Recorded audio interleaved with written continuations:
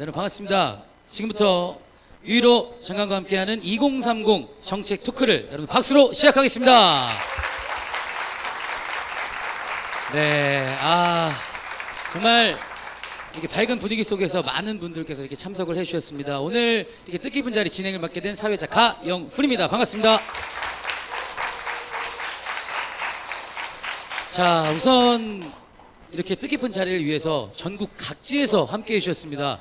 일단은 뭐 대전, 대구, 그리고 마산, 그리고 쿠웨이트까지 이렇게 전국 각지와 해외에서까지 이렇게 방문을 해주셨는데요. 진심으로 깊은 감사의 말씀을 드리겠습니다. 자, 이번 행사를 마련하게 된 또 특별한 이유가 있습니다. 국토교통부 주요 정책에 대해서 SNS 유저, 대학생 기자단, 대통령 직속 청년위원회 등 참석하신 여러분들의 다양한 의견을 듣고 수렴을 해서 정책에 반영하기 위해서 이렇게 자리가 마련됐습니다.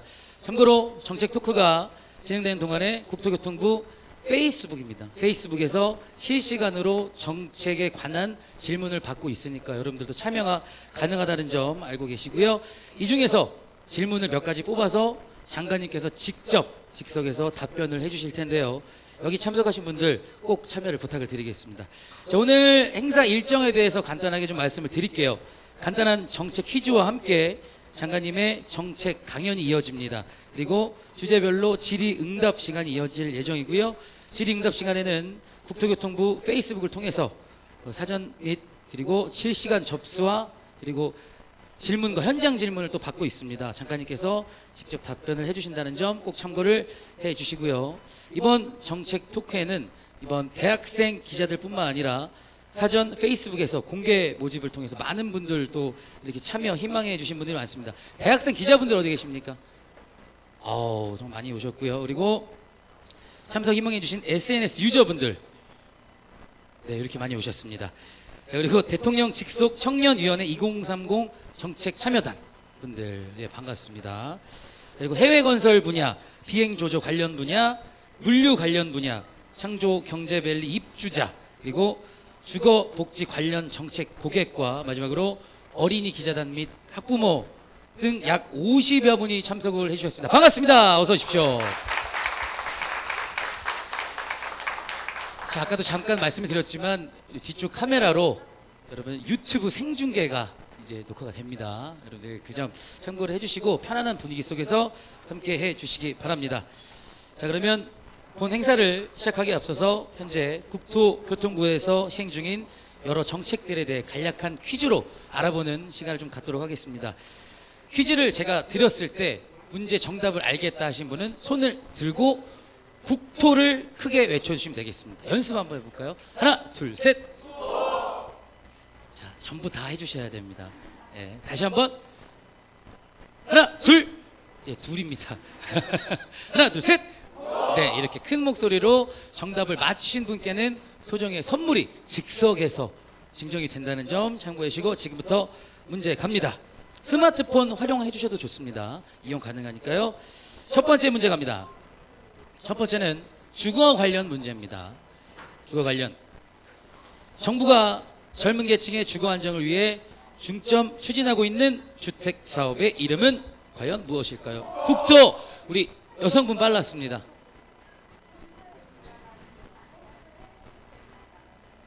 홈스 행복주택 정답. 박수 부탁드리면서 선물 바로 증정되나요? 즉석에서. 자, 이렇게 빨리 맞출 줄 몰랐습니다. 그래도 야심차게 준비한다고 준비했는데 역시 많이 알고 계시네요. 자, 두 번째 문제 갑니다. 현 정부 출범 시 2017년까지 행복주택을 공급하기로 한 호수는 얼마일까요? 국토. 3번 14만 호. 확실합니까? 바꿀 의향 없습니까?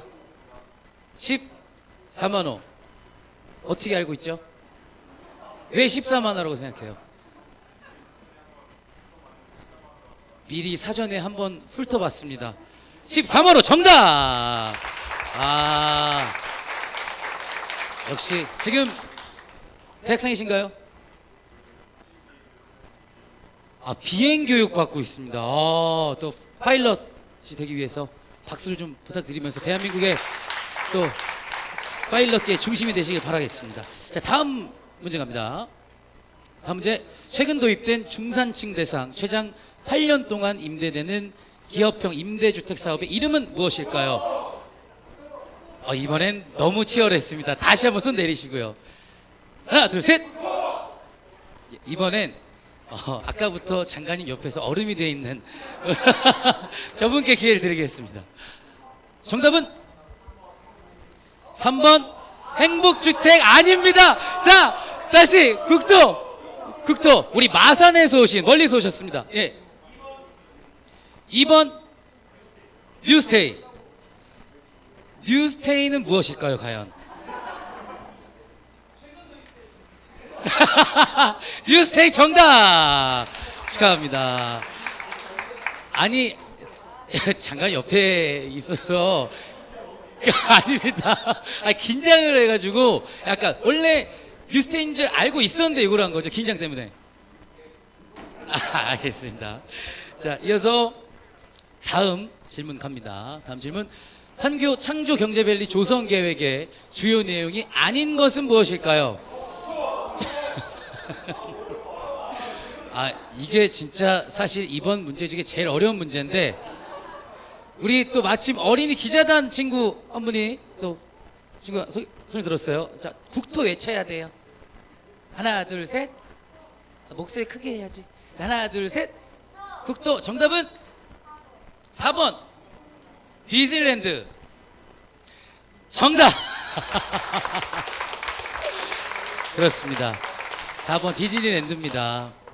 하지만 여기가 꿈과 희망의 나라라면 여기가 바로 꿈과 희망의 도시가 되겠죠. 여러분 박수 한번 부탁드리겠습니다. 자, 이제 다음 문제로 한번 넘어가 볼게요. 민간 항공기 조종사를 양성하기 위해 국토. 굉장히 빨랐습니다. 우리 여자분 3번 울진. 정답. 자, 울진인 거 어떻게 하셨어요? 나와 있어서. 그쵸, 여기서 맞추셨어야 되는데 왜 못 맞추셨어요? 비행사 교육받고 계신데. 아직 교육이 덜 됐나요? 아무튼 우리 여성분께서 울진을 맞춰주셨고요. 자, 이렇게 해서 이게 마지막 문제였죠. 예, 아쉽게도. 너무 아쉽죠. 그럼 제가 개별적으로 준비한 선물 걸고 문제 하나 더 갈까요? 괜찮으신가요? 자, 그러면 막간 이용해서 제가 준비한 선물 하나 걸고 가겠습니다. 2013년도 기준 전국 편의점에서 가장 많이 팔린 상품은 무엇일까요? 장관님께도 기회 있습니다. 국토. 빙그레 바나나 우유 아깝습니다. 국토. 빙그레 바나나 맛 우유. 정답. 자, 선물로 저희가 스타벅스에서 시음권 2장 준비했습니다. 예, 스타벅스. 자, 와, 정수기 있으니까. 예. 자, 이렇게 해서 약간 이용해서 간단하게 한번 웃어보자고 질문 드렸고요. 이렇게 다양한 정보 그리고 퀴즈를 통해서 오늘 다뤄질 국토교통부의 여러 정책에 대해서 간략하게 알아봤습니다. 방금 여러분들이 맞추신 이 퀴즈 내용과 같이 우리 생활에 아주 밀접한 여러 가지 정책을 국토교통부가 잘 풀어나가시길 간곡히 부탁을 드리겠습니다. 자, 그럼 오늘의 주제인 서민 중산층 주거 안정, 청년 일자리 창출, 판교 창조경제밸리 마스터 플랜과 향후 발전 계획에 대한 정부 정책이 무엇인지를 우리 장관님의 강연을 통해서 자세하게 한번 알아보도록 하겠습니다. 오늘 아주 멋진 강연을 펼쳐주실 유일호 장관님을 뜨거운 박수로 맞아주시기 바라겠습니다.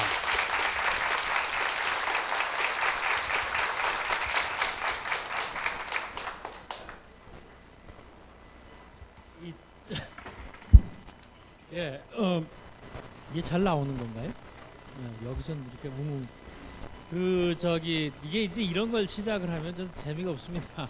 일반적으로. 그래가지고 저 걱정을 했는데 일단 퀴즈를 재밌게 진행을 하셔가지고 일단 주의를 끄는 데는 성공을 한 것 같습니다. 그러니까 중간에 졸지 마시고, 30분밖에 안 합니다. 좀 졸린 내용이 많겠지만 끝까지 들어주시기 바라고. 인사를 하래요. 그래서 제가 이게 요 시를 적어줬는데 저도 이거 몰랐습니다.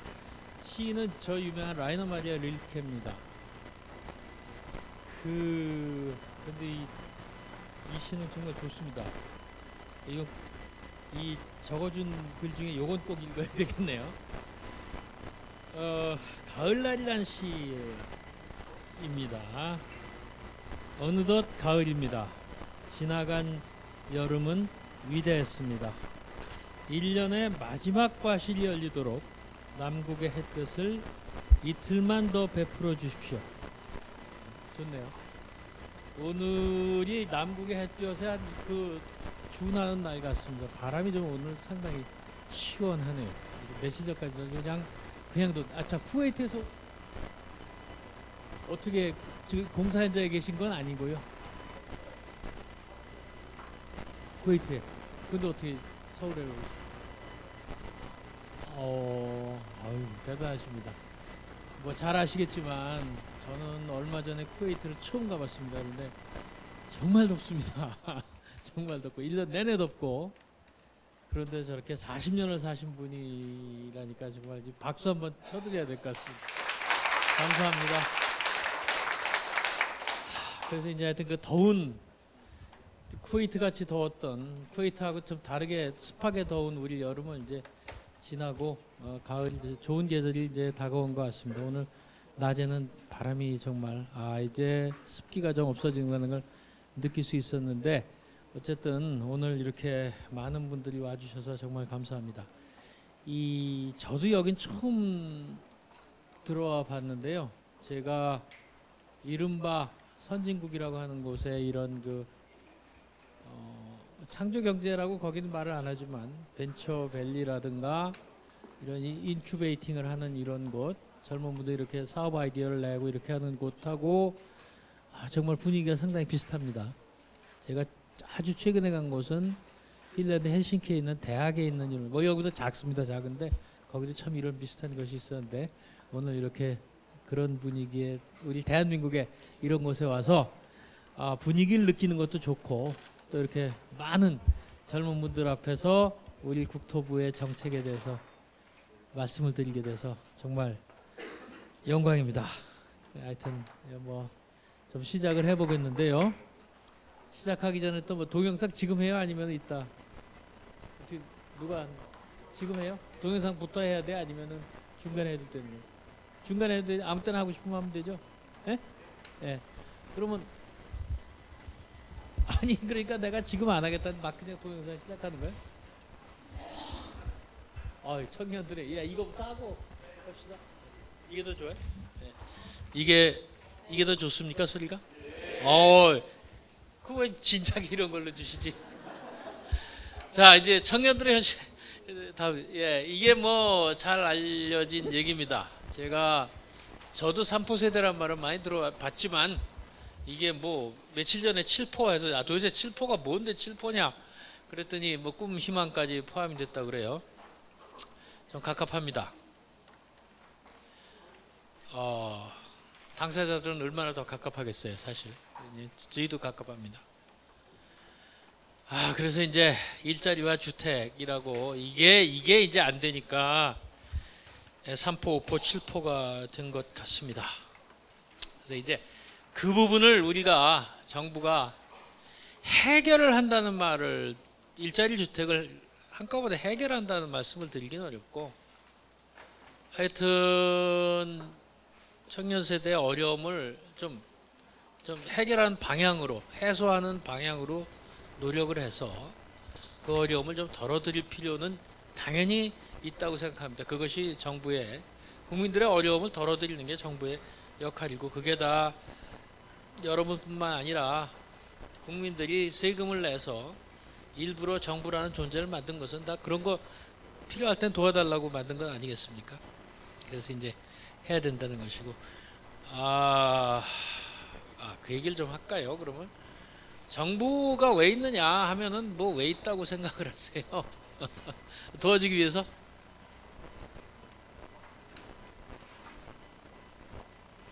잘 생각해보면 왜 저런 존재가 있을까 하는 생각이 들지 않습니까? 평소에 생각 안 했다가 이렇게 질문을 하면 정부라는 게 왜 있는가?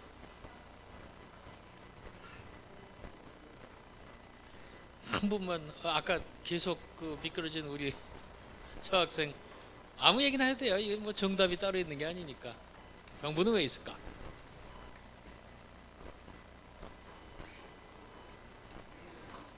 국민을 위해서. 뭐 그렇죠. 국민의 뭘 위해서? 행복을 위해서. 누가 어머님이 말씀하신 거예요? 네. 뭐 맞습니다. 행복을 위해서. 오늘 그 얘기를 하는 자리가 아니기 때문에 뭐 제가 뭐 이거 가지고 질문을 하고 뭐 토론을 하고 그러진 않겠습니다만은 교회 나가시는 분, 교회요, 교회. 카톨릭이나 뭐 아니 네 알겠습니다. 성경 잘 읽으세요? 성경에 사무엘서라는 게 있다는 거 아시죠? 사무엘이라는 사람은 저 교회 안 나갑니다. 안 나가는데 이제 유명한 선지자죠. 사무엘이라는 사람이 다윗 왕 고위 전에 사울 왕도 세우고 그렇죠. 거기에 사무엘서에 아주 뭐 이런 그러니까 이제 정부를 다 만들어 달라고 그럽니다. 왜? 정부의 역할을 하면 제일 먼저 떠오르는 게 사실은 외교, 국방 이런 겁니다. 그렇죠? 나라를 지키기 위해서. 군대 누가 만드냐? 뭐 그 맞습니다. 그게 이제 근데 뭐 그래서 왜 그럼 정부가 해야 되냐? 뭐 이런 얘기가 이제 무슨 뭐 이제 경제학하는 사람들은 다르게 저는 경제학을 공부한 사람이 다르게 얘기를 하는데 어쨌든 거기에 이제 이런 얘기가 나옵니다. 그러니까 국민들이 이스라엘 국민들이 우리에게도 왕을 만들어 달라고 선지자 사무엘에게 계속 요청을 합니다. 당신 하나님의 말씀을 듣고 온 사람이고 하나님의 말씀을 전하는 사람이니까 당신이 우리를 위해서 임금을 만들어 달라고. 왜 우리하고 싸운 놈들을 보면 전부 임금인지 뭔지 추장 같은 놈이 나와가지고 앞장서서 우리에게도 왕을 만들어 주소서. 그러니까 이 사무엘이라는 사람이 경고를 합니다. 내가 당신들이 그렇게 원한다면 왕을 세우는데 노력은 하겠는데 왕의 모습이 이럴 것이다. 뭐 나왔을까요? 어떤 얘기 했을 것 같아요? 에? 크게 말씀하세요. 괜찮아. 틀리면 어때요? 누가 지금 뭐라고 말씀하셨는데? 세금을 내야 된다고. 예, 그렇습니다. 예, 세금을 내야 돼. 여러분이라는 표현을 썼던가? 너희들이라는 표현을 썼던가? 왕의 모습은 이러하리라. 너희들의 아들을 뽑아서 병거의 앞에 세우고 일을 시키고 너희들의 딸을 뽑아서 시중을 들게 할 것이다. 그리고 이제 그 말 끝에는 이제 말하자면 돈을 낸다는 얘기는 나지만 곡식을 거둬들일 것이다. 곡식 일부를 가장 제가 세금을 공부해서 이런 얘기를 합니다. 가장 그 오래된 세금의 형태라는 게 지금의 그 교회에서 11조 같은 거라고 합니다. 그거죠. 그러니까 정부에게 이 뒤집어 얘기하면 싫은 거를 억지로 당하는 거죠. 국민들이. 우리 국방에 의무하죠. 납세에 의무하죠. 예? 그걸 억지로 하는 거라고 해요. 물론 뭐 좋아서 세금을 내시는 분들도 있지만은 대개는 세금이란 것은 내야 되니까 내는 겁니다. 그렇게 하면서 그런 강제적인 정부를 두는 이유는 쉽게 생각하면 국방이나 외교 같은 거 하라는 것이고 넓게 보면 우리 스스로 쉽게 해결 못하는 큰 일을 해서 국민들의 행복을 해달라, 행복하게 해달라, 국민들의 생활을 낫게 해달라, 뭐 이런 것이고 이제 말하자면 우리 국토부도 정부의 일부로서 그런 일을 하는 것인데 그 중에 우리 국토부가 모든 걸 다 하는 게 아니고 아시다시피 국토교통부는 국방부도 아니고 외교통상부도 아니고 행정자치부도 아닙니다. 우리는 그래서 이 국토정책과 교통정책을 통해서 국민들을 행복하게 해야 될 부분에 대해서는 행복하게 하는 것이고 우리가 또 하지 않을 일에 대해서 이러고 저러고 하는 것은 뭐 아니겠지요. 이제 그래서 뭐 그 말씀을 드린 겁니다. 제가 그 전에 교수도 하고 그래가지고 교수할 때마다 이런 얘기를 많이 했거든요. 이제 정부가 왜 있어야 되느냐 뭐 이런 그 얘기가 생각이 나서 오늘 주제에는 없지만 좀 했습니다. 그래서 하여튼 우리는 국토와 교통 정책을 가지고 국민들을 행복하게 하는 것이 우리 국토교통부의 존재 이유입니다.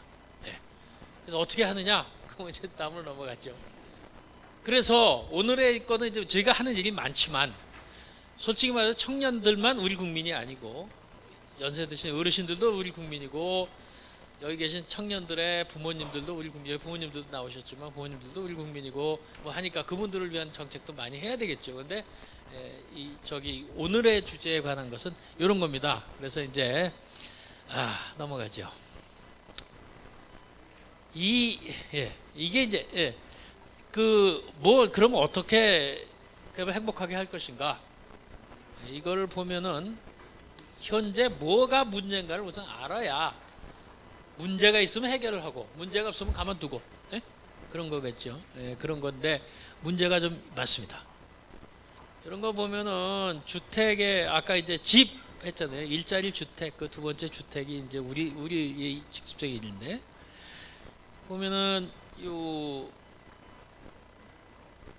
자가하고 전세 비율이 이제 감소합니다. 이게 참 설명하기가 좀 묘한데 우리나라의 우리 어린이들이 듣기엔 조금 어려운 용어가 되지만 우리나라 임대차 시장 자기 집에서 다 사는 게 아니잖아요, 그죠?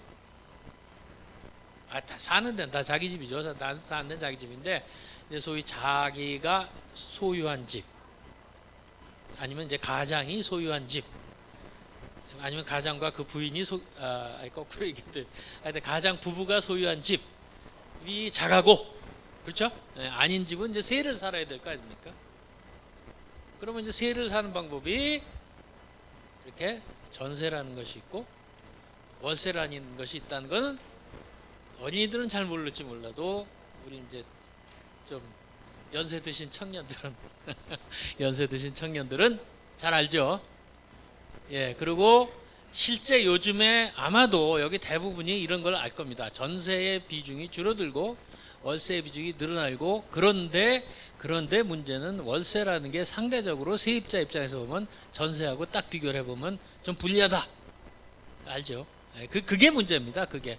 그럼 왜 전세라는 게 자꾸 줄어드냐? 이거는 이제 조금 구조적인 문제로 봅니다. 저희만 보는 게 아니라 전문가들이 다 그렇게 판단을 하고 있고 아마 국민들도 이해를 할 겁니다. 전세라는 게 우선 금리가 낮으면 본인이 전세를 놓고 있는 분 한번 손 들어보십시오. 자기 집이 있어서 누구한테 놓고 계세요? 그럼 사시는 댁은? 사시는 데. 그리고 본인 소유 주택은 누구한테 세를 놓고 저하고 같은 처지시네요.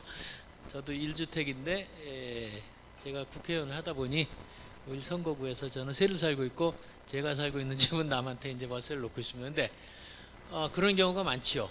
아니면 집이 2채 이상쯤 되면 자기 한 집 살고 남은 집으로 이제 전세를 주거나 월세를 주거나 하는데 그동안은 전세가 많았습니다. 그런데 이 전세가 왜 줄어들까? 전세를 놓고 계시는 어머님 말고 딴 분이 한번 왜 전세가 줄어들까? 금리가 낮아서. 전세라는 게 어떻게 하는 거죠? 그러니까 전세 보증금을 받아서 그거를 은행에든지 뭐 하여튼 소위 돈을 굴려가지고 그걸로 수익을 창출하면서 본인은 또 전세를 들든지 뭐 월세를 들든지 아니면 자기 집 한 채가 더 있어서 살든지 이런 거 아니겠습니까? 근데 지금 우리 학생 말씀하신 대로 금리가 낮으면 수익률이 떨어지는 거죠. 간단히 얘기해서. 그것과 달리 월세는 매달 고정된 수입이 들어오는 겁니다. 그죠? 보증금 가지고 돌리는 게 아니고. 그러다 보면 금리가 낮은 요즘 같은 때는 금리가 하루 이틀 낮은 것도 아니고 그죠? 벌써 몇 년째 금리가 저금리 기조잖아요. 그건 다 아시죠? 그런 때는 당연히 이거 전세보다 월세가 낫겠다. 이렇게 생각을 하게 되겠죠. 뒤집어 얘기하면 그러니까 집주인 입장에서는 전세보다 월세가 나서 월세를 자꾸 돌리려고 그러는데 세입자 들어가고 싶은 사람 입장에서는 집주인한테 돈을 더 갖다 주는 쪽으로 세상이 자꾸 바뀌고 있는 거 아닙니까? 그러니까 불리하죠. 간단히 얘기해서. 그게 문제다 이런 얘기죠. 그러니까 이게 이제 우리 국토부가 해결해야 될 문제고 이것은 굳이 여러분 같은 청년 세대가만 중요한 얘기가 아니고 전 국민한테 중요한 얘기입니다. 사실은. 연세 드신 분들도 여러분의 부모님도 전월세 사시는 분들이 이제 계시기 때문에 이거 중요한데, 특히 청년층한테 이게 왜 더 큰 문제가 되냐면 돈이 없잖아요. 간단히 얘기해서 자기가 돈 버는 사람, 청년층도 돈 버는 분들은 많지만 대학생이나 신혼부부 이런 분들은 그 자기 집을 가질 여유가 솔직히 없지 않습니까? 물려받으면 되죠. 뭐 아니면 그야말로 결혼을 하니까 부모님이 작은 집이라도 장만을 해주시면 그것처럼 고마울 때는 없는데, 자기가 돈 벌어 가지고 집장 마련이 참 어렵습니다. 그러면 당연히 신혼부부일수록 어딘가 세 들어가는 거는 확률이 뭐 좀 그 위의 세대보다는 훨씬 높을 것이고, 그렇게 되면 이 문제가 훨씬 더 심각해지는 것이죠. 예? 그래서 이제 우리가 그 전월세 문제에 대한 대책을 국토교통부가 당연히 전 국민을 위해서 마련해야 하는 것은 당연하지만, 특히 신경을 여기다 써야 되는 것은 왜냐하면 이쪽에 말하자면 직격탄을 맞는 바로 그런 계층이 바로 이 젊은 계층이기 때문에 우리가 신경을 써야 되는 거고, 그래서 이제 어제 같은 대책도 마련한 것이다. 뭐 이렇게 말씀을 드리면 되겠습니다. 간단하죠? 네, 다음 넘어가고. 뭐 이렇습니다. 자가 보유를 놓고 이런 거 가고. 예, 이거 뭐 이런 얘기 다 하면 뭐 그 자료에 있으니까요. 보시면은 충분히 이해가 될 겁니다. 그래서 하여튼 이게 뭐 주택 정책 기본 방향이 이렇다는 것은 굳이 말씀드릴 필요가 더 없을 것 같아요. 지금 사실은 전세에 대해서 또 한 가지 말씀을 드리자면, 전세라는 게 사실은 혹시 아는 분들이 계실지 모르겠지만 우리나라에만 독특한다고 할 수 있는 그런 세입의 형태입니다. 왜 그럴까? 그것은 과거에 집이 많지 않다는 얘기는 주택 보유율이 늦으니까 그만큼 집을 갖고 싶어도 못 가지는 국민이 훨씬 지금보다 더 많을 때, 그때는 집에 여유가 있는 사람이 집을 가지는데, 그때는 어떤 문제가 있었냐면 집값이 그냥 지속적으로 마구마구 올라갑니다. 그렇기 때문에 예를 들어서 1억짜리 집을 사서 옛날에 한 5천만 원의 전세를 줬습니다. 그게 50% 정도가 전세의 시세였습니다. 옛날에는. 그러면 1억짜리 집을 사서 5천만 원의 전세를 주고 그 5천만 원 가지고 본인은 이제 은행에 넣든지 뭐 주식 투자를 하든지 뭘 했겠죠. 그렇게 하는데 잘 생각해 보십시오. 1억을 받아서 1억짜리 집을 자기 돈으로 사서 그 중에 5천만 원만 받아가지고 굴리는 형태지요. 잘 생각하면 그 미친 짓이라고 볼 수도 있죠. 예? 5천만 원 그냥 날려버리고 있는 거나 마찬가지 아닙니까? 그러니 차라리 그 돈 1억을 가지고, 왜 그게 미친 짓이 아니고 정상적이고 오히려 합리적이었을까? 집값이 오르기 때문에. 1년 지나면 20% 오르고 2년 지나면 40-50% 오르고, 이렇게 되면은 한 몇 년 지나면 집을 가지고 있는 그 자체로도 수익이 막 생기는 거죠. 그러니까 1억 투자를 해서 5천만 원만 굴려도 남는 장사인 겁니다. 그래서 전세라는 제도가 쭉 이제 왔던 것이고, 근데 이제 요새는 잘 아시겠지만 집값이 그렇게 올라가질 않습니다. 그죠? 주택 시세가 좀 안정되어 있는 거. 자가 보유하신 우리 어머님들은 잘 아시죠? 집값이 그렇게 잘 안 올라갑니다. 소유하고 계신. 그러니까 이제 이런 전세가 또 줄어들 수밖에 없는 그런 또 구조적 요인이 있다는 걸 말씀을 드리고, 자, 하여튼 이제 우리 얘기 갑시다. 이거 뭐 시간도 없으니까. 이게 이제 문제입니다. 우선 국토부가 청년층만 하는 게 대상으로 하는 게 전국민이면 아까 뭐 청년층 직격탄 얘기를 했지만 그에 못지않게 세입이 불안정해서 직격탄을 받는 분들은 이른바 우리가 흔히 저소득층이라고 하는 또는 서민층이라고 하는 분들인 건 당연할 겁니다. 그죠? 서민층일수록 자기 집이 없는 분들이죠. 간단히. 그러면 세 들어야 되는 거 아닙니까? 그러면은 이게 이제 청년층 입장에서 어떻게 이 말을 들을지 모르겠지만 똑같은 서민층이죠. 여러분도 말하자면 그 대학생들은 말할 것도 없고, 좀 이제 젊은 분들도 소득이라는 게 우리 사회의 평균 규모보다 낮을 수밖에 없는 위치에 있기 때문에 저소득층이라면 저소득층인데, 그런 분들이 그 전세도 잘 없고 월세 들어가야 되고 이러면은 그 이제 직접적으로 맞는 겁니다. 자기 집이 있으면 뭐 그렇게 에이 내가 좀 작은 집이라도 좀 살지 하면 되는 건데. 그래서 이제 그러다 보면 어떤 걸 하느냐, 아주 저소득층, 이거는 사회복지 차원에서 접근을 해야 됩니다. 그래서 우리가 공공임대주택이라는 거를 이제 오래전 이 정책이 꽤 됐습니다. 그래서 이것이 이제 뭐 영구임대주택 해가지고 한번 들어가면 그냥 끝없이 거기서 임대를 아주 싼 임대료로 사는 주택도 있고, 50년 임대주택도 있고, 10년, 5년 이렇게 임대주택이 공공부문, 정부가 돈을 내서 하는 것이 있습니다. 그것이 아주 저소득층에게 이제 그 혜택이 가는 것이고, 그게 행복전에 이제 그게 이제 우리의 지금까지의 이른바 저소득층 주거 대책의 전부였습니다. 그런데 그러다 보니 대학생, 신혼부부 이런 계층한테 돌아가는 게 그간엔 적었다. 그래서 우리 박근혜 정부가 시작을 한 것이 요겁니다. 행복주택입니다. 오늘 퀴즈에 나온 바로 그 행복주택입니다. 그래서 여기는 대상자가 정해져 있습니다. 신혼부부, 대학생, 그 다음에 사회초년생.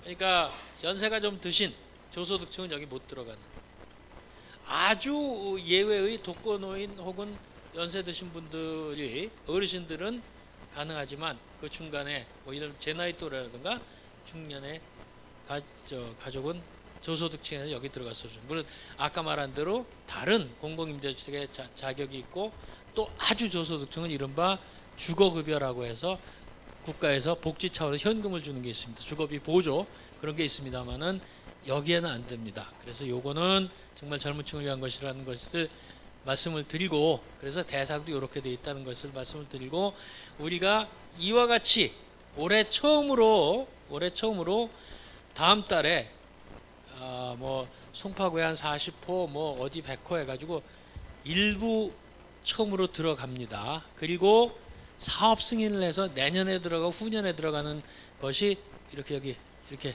표시 나온 요 숫자들입니다. 이건 이제 계획이 돼 있고 이렇게 추진해 나갈 겁니다. 예를 들면 서울은 뭐 7,301호 이렇게 나와 있습니다. 이거 동영상 해요? 예, 뭐 선전 동영상이니까 한번 보세요. 이제 지금 이제 좀 피곤해지실 때가 됐으니까 동영상을 보면서.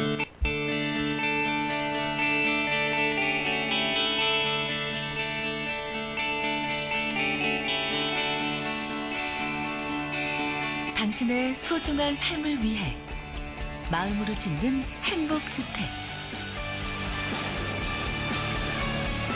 이제 국민의 행복한 변화가 시작됩니다.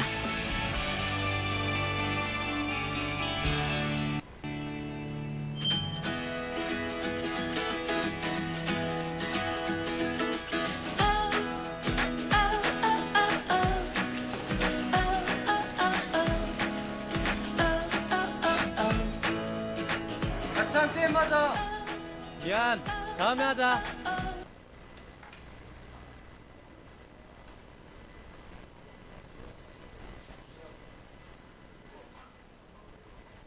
제가 얘기 계속할게요. 저 다음 얘기 뻔합니다. 학생, 어디 그렇게 서둘러 가? 저요? 집에 가요.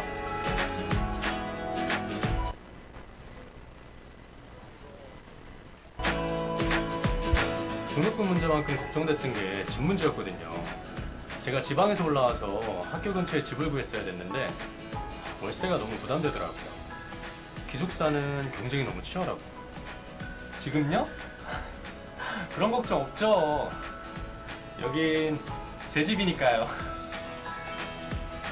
아, 단지에 취업지원센터까지 있더라고요. 저도 가끔 들려서 도움이 될 만한 정보를 얻고는 해요. 월세 걱정 없이 공부할 수 있으니까 참 좋아요.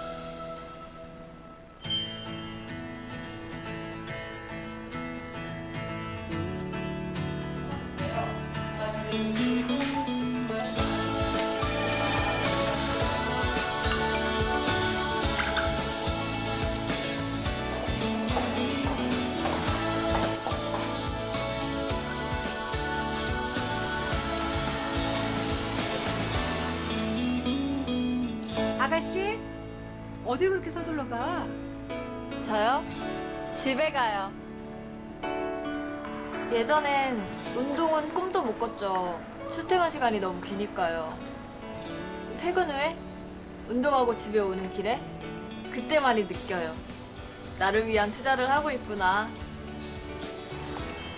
사회생활 시작하고 보니까 알겠더라고요. 집 걱정, 출퇴근 시간 걱정 없다는 게 얼마나 든든한지. 열심히 일해서 꿈꾸던 것들 하나씩 이뤄 나가려고요. 이제 행복주택의 희망이 국민의 곁에 늘 함께합니다.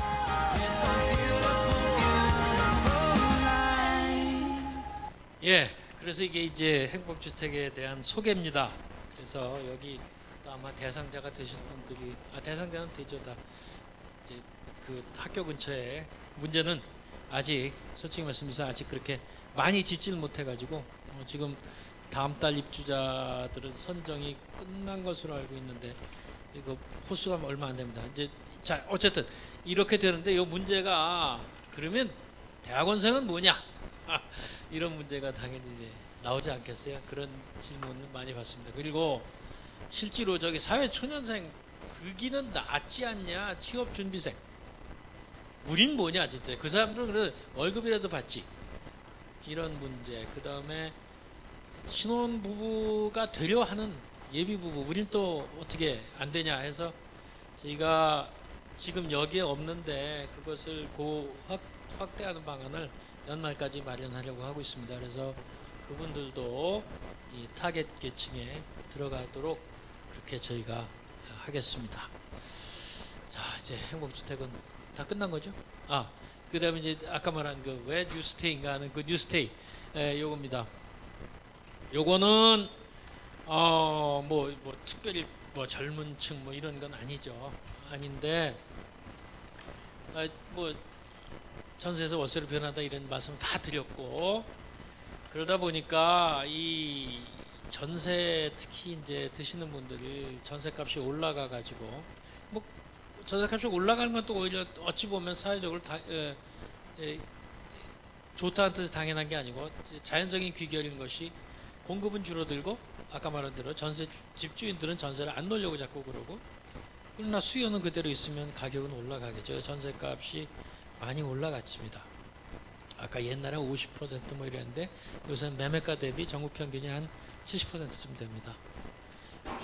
그래서 그럼 어떻게 할 것인가? 그러니까 이제 결국 해결책은 이런 임대주택을 늘려야 되는데 그냥 공공임대주택을 늘리는 한계가 있고 또 공공임대주택이라는 것은 기본적으로 정말 어려운 저소득층 그 이하 소득계층에게 집중이 돼야 되기 때문에 국가재정 한계 있고 그러니까 이제는 민간의 힘을 좀 활용해 보자 하는 것이 뉴스테이입니다.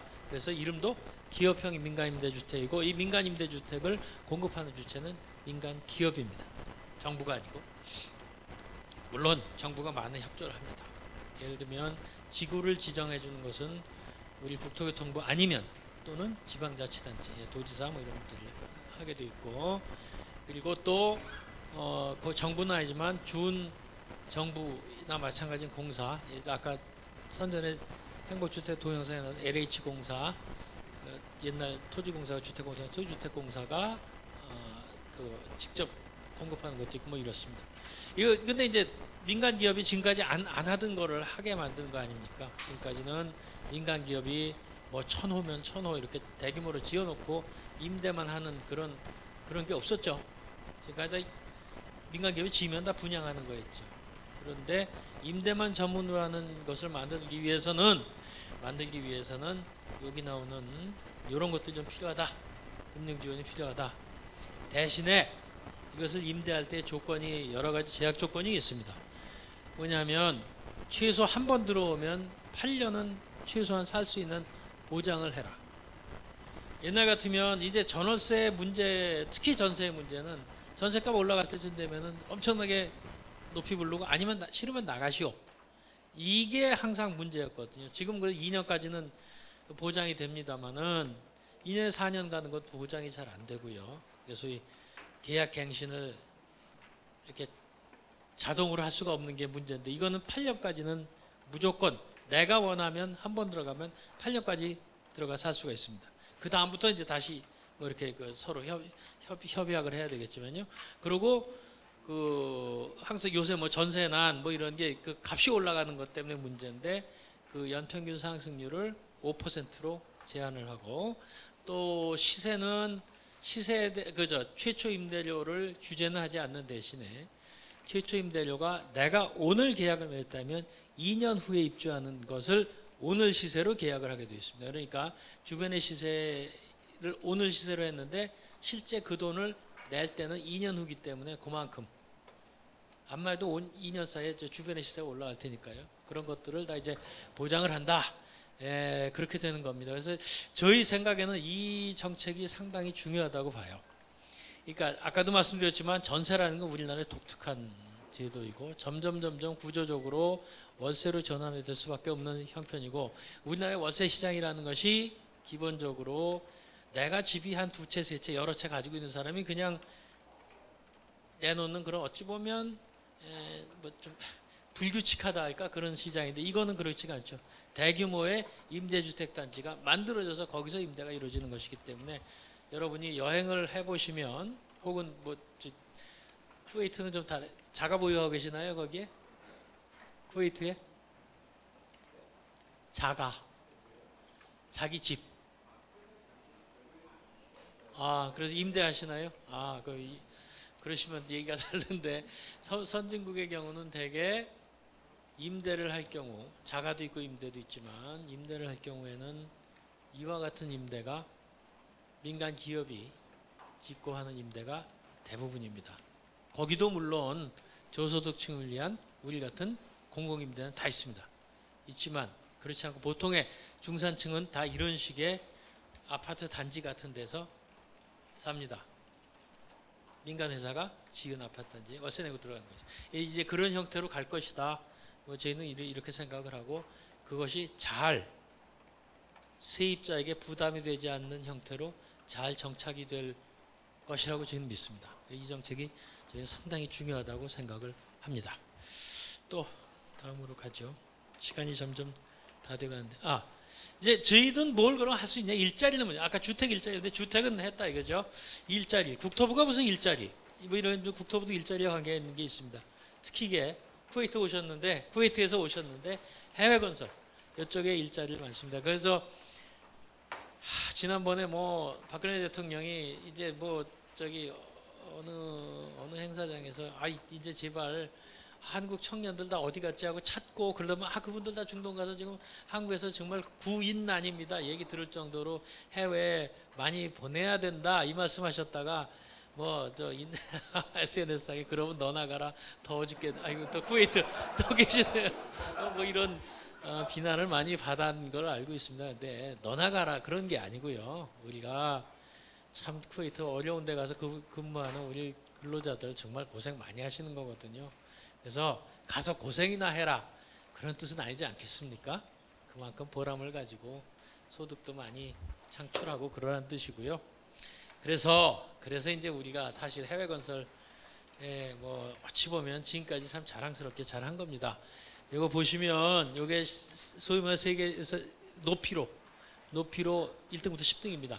제일 높은 게 뭐 잘 아시는 버즈 두바이라는 거, 두바이에 있는 거죠. 그 다음에 2등은 상하이 타워고 요게 이제 홍콩에 있는 겁니다. 잘 보세요. 1등, 4등, 7등. 요거를 지은 건설회사는 어느 나라? 대한민국이에요. 우리나라 회사들입니다. 우리나라 회사들이고요. 여기 그거 쓰라 그랬는데 안 썼네. 상하이 타워 건설회사 중국 겁니다. 프리덤 타워 이게 저거죠? 9.11 폭삭 무너진 거 다시 지은 거예요. 그거 미국 회사. 여기 중국이 4개 있는데 이 중에 3개는 중국 회사입니다. 여기서 그러니까 뭐 이 말씀을 드리자면 순수하게 해외 건설 다른 나라 가서 높은 빌딩 해가지고 지은 나라는 독보적입니다. 한국이. 우리나라가. 뭐 사진이고요. 잘 많이 보셨겠지만 요거는 이제 싱가포르의 마닐라 샌스베이라고 아까 말한 마천 루나이지만 이것도 삼성이죠. 삼성건설. 그 유명한 건물이죠. 이거 이제 요 위는 뭐 수영장이고 뭐 가보심 여기 혹시 싱가포르 가보심 관광 코스죠 이거 가봤어요? 수영도 수영 못하고 예, 뭐 이거 이제 페트로스 타워라고 진작에 진짜 쿠알라룸푸르에 어쨌든 자 뭐 우리가 가서 이 높은 빌딩 지었다는 것만 가지고 뭐 그게 그렇게 그러냐 그러면 그렇게 볼 수도 있어요. 근데 이거 보통 힘든 거 아닙니다. 굉장히 어려운 난공사를 했다는 것만도 자랑이고요. 그보다도 우리가 정말 해외로 눈을 진작에 돌려서 건설사들이 이런 거를 가서 지었다는 게 자랑이고 그건 자랑할 만한 겁니다. 그리고 고생 많이 한 거고요. 또 쿠웨이트 얘기를 하시면 두바이 아까 두바이 제가 그 현장을 가봤었거든요. 그때 그때도 엄청나게 덥고 요번에 얼마 전에 쿠웨이트 요거 하는데도 이거 이제 교량입니다. 세계 제일 긴 해양 교량. 여기도 엄청나게 고생을 하면서 짓고 있습니다. 이런 것들이 참 정말 애국자라고 생각을 해요. 저는 물론 옛날 40년 전 같이 우리 근로자들이 전부가 가지고 다 짓는 건 아닙니다. 이제 그만큼 우리가 발전을 한 거죠. 이제는 감독관 뭐 이런 분들만 가죠. 옛날에 몇만 명씩 가는 게 아니고 200~300명 가 있습니다. 이런 대공사도. 대부분의 근로자들은 또 동남아나 이런 데서 온 사람들입니다만은 어쨌든 이런 걸 해내는 건 대단한데 이제 우리가 해외 건설도요. 이제 저런 것만 하는 게 아닙니다. 이제 그 플랜트 그다음에 더 중요한 것은 설계 이런 것들을 이제 나가서 하게 점점 그렇게 바뀌고 있습니다. 그냥 건물만 짓는 것은 이제 또 의미가 없고 예를 들면 또 철도를 놔주는 거, 역사 짓는 거, 그다음에 뭐 심지어는 관리, 공항을 짓는 것도 중요하지만 공항을 가서 관리해 주는 거 이런 게 이제 일종의 해외 건설과 및 그 이유가 되는 건데 거기를 위한 그러면 일자리가 생기지 않겠어요. 그래서 그런 데 나가서 한번 일 좀 해봐라는 뜻이고요. 그를 위해서 우리가 이런 것들을 한다는 말씀을 드립니다. 제가 뭐 일일 중원부원 안 하겠습니다. 자료 보시면 다 압니다. 아까 울진 어디 계시나 저기 항공 분야 전문 인력 양성을 하고 특히 이제 우리가 저기 중요시하는 게 이겁니다. 항공 정비 시장. 항공 산업 시장 하면 쉽게 생각하는 것이 해외에서 할 수 있는 건 뭐 그러면은 저거죠. 항공기 만드는 거. 근데 항공 산업이라는 게 이제 기본적으로는 운항하는 거예요. 우리 국적사 뭐 칼 아시아나 있듯이 그런 것들과 비행기를 만드는 것 그리고 중요한 게 이겁니다. 항공 정비 시장. 이게 의외로 큰 시장이고 앞으로 이런 분야에 우리 국토부가 관장을 하고 있고 여기서 일자리를 만든 이것은 해외고 국내고 관계없습니다. 항공 정비하면 우리는 이제 국내에 항공 정비를 위한 기반을 만들려고 지금 굉장히 노력을 하고 있습니다. 아주 새로운 일자리가 되리라고 해요. 이런 데 관심을 가져주시기를 바랍니다. 여기 항공기만 이렇게 이건 이제 MRO 때문에 나왔지만 여러분 우리가 항공기를 만드느냐 아직 제대로 못 만들지요. 카이라는 데서 이제 조그만 비행기를 또 군용 조그만 비행기를 만들지만 항공기라는 게 그렇게 간단한 게 항공기 만드는 나라 그럼 미국 아니면 EU 에어버스나 보잉 이런 생각을 하지만 우리나라가 그 보잉에서 만드는 그 항공기의 한 부분을 우리나라에서 만듭니다. 어디? 아시는 분? 어디요? 어디? 그러니까 그 어느 분야? 꼬리. 이쪽. 요거 우리나라가 보잉에 납품하는. 이 보잉에서 예를 들어 이런 기비행기 하나 만들면 엔진은 주로 보잉이 미국 회사이기 때문에 엔진은 GE 거를 씁니다.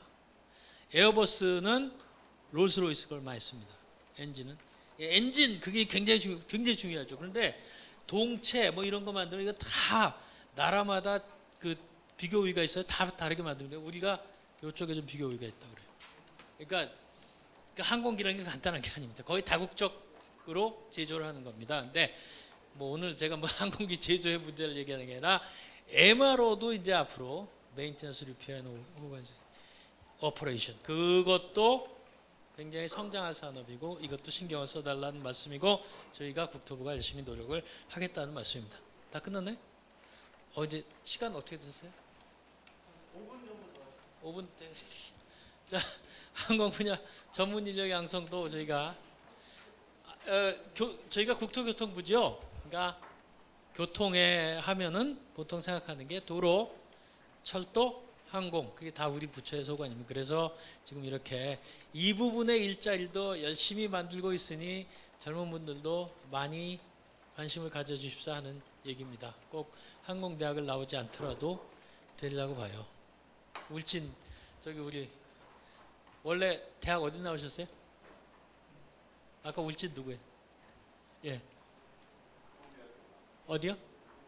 아니 저 학과가 항공 그렇게 저렇게 항공뿐만 아니라도 이거는 항공 굳이 관련 학과 안 나와도 가능한 대로 저는 알고 있습니다. 그러니까 이미 늦었다 생각하지 마시고 그래 공간 정보 듣고 이제 바로 여기요. 여기 넘어가죠. 여기가 지금 여기 지금 돼 있는 데 아닙니까? 판교 창조경제밸리라는 요거에 2단계 사업을 저희가 합니다. 그래서 2단계 사업에서의 첫 단계 1단계는 이 연말에 준공을 하는 부분이 있습니다. 여기 과거 도로공사 본부 자리가 여기 길 건너 고속도로 건너편 쪽에 있는데 거기에 지금 공사를 한참 하고 있습니다. 그거 하고 그 근처에 그린벨트와 묶어서 푸는 게 이제 우리가 2단계 사업입니다. 지금 있는 여기에 플러스에서 이렇게 되는 겁니다. 이쪽 여기 이런 게 이제 한 지금보다 한 그러니까 요거 포함하면 한 3배쯤 될 겁니다. 그 면적이 그런 것이 만들어지고요.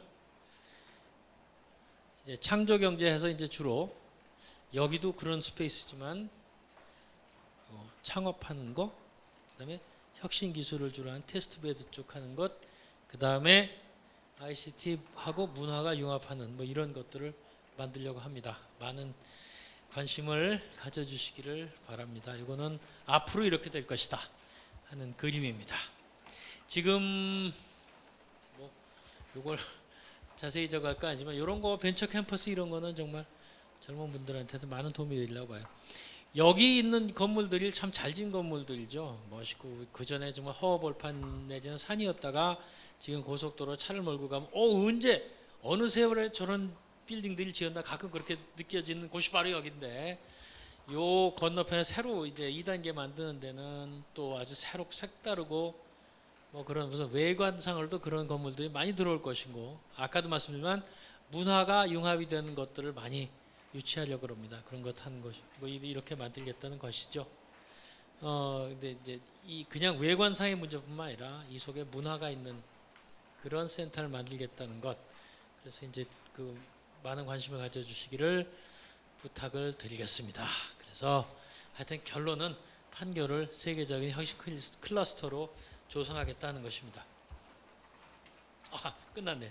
예, 그래서 정말 이렇게 해보겠습니다. 대한민국의 행복한 변화 우리 국토교통부가 만들겠다는 건 모르고 선도 추진하도록 하겠습니다.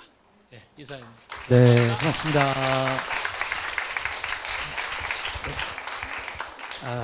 예, 여기 자리에 앉아주시면 되겠고요.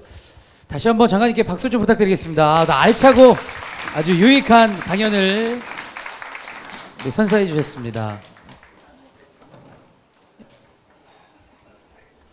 이쪽에서 편히 앉아서 같이 질의응답하는 시간을 이렇게 또 함께 해주시면 되겠고요. 아무래도 좀 더우실 텐데 장관님 상의 약간 탈의하시고 편안하게 땀을 좀 흘리셔가지고 자 어떻게 보면 그간 저희가 알고 있던 뭐 행복주택이나 공공임대주택 창조경제밸리에 대해서 어떻게 보면 그냥 막연하게 알고 있던 것들을 정말 아주 세세하게 심도 있게 알려주셨습니다. 다시 한번 멋진 강연 감사드리고요. 자 그리고 지금부터는 이제 질의응답 시간을 한번 가져보도록 하겠습니다. 정책에 대해서 궁금한 점들 있으시면 손을 그냥 크게 들고 편안하게 질의응답하는 토크 시간 한번 가져보도록 하겠습니다. 저희 국토교통부는요, 페이스북에서 지난 8월 11일부터 16일까지 네티즌을 대상으로 정책에 관해서 궁금한 질문을 접수를 받았습니다. 그런 이벤트를 진행했는데요.